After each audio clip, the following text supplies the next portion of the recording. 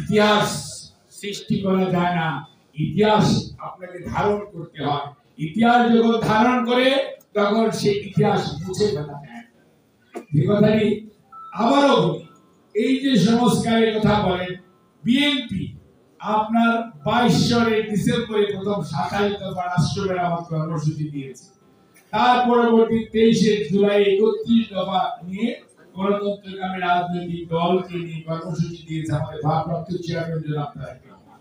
এবং আমরা সেখানে বলেছি দ্বিকক্ষ বিশিষ্ট পার্লামেন্ট হবে। তোমরা কেউ বলে নাই, বিএনপি বলেছে এবং বলেছে প্রধানমন্ত্রী 2 টার্মের বেশি কেউ হতে পারবে না। কে বলেছে? বিএনপি বলেছে। এবং যত ধরনের সংস্কারের কথা প্রত্যেকটা 31 দফাতে আছে। 5ই আগস্ট 24-এর পরে আলহামদুলিল্লাহ এই ছাত্র জনতা এবং সারা দেশের মানুষের গণ-অভ্যুত্থানের পরিপ্রেক্ষিতে স্বৈরাচার পালিয়ে গেছে। তার পরবর্তীতে অনেকে অনেক কথা বলছে, কিন্তু কেউ কি খেয়াল করেছেন বিএনপি কি বলেছে বা কোথায় বলেছে?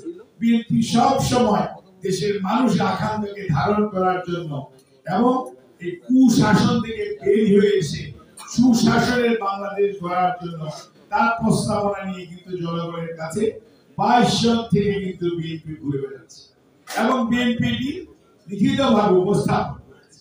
কিছুক্ষণ আগে প্রধান উপদেষ্টা ঘোষণা দিয়েছেন যে সংস্কার জাতীয় নির্বাচন এবং গণভোট একই দিনে অনুষ্ঠিত হবে।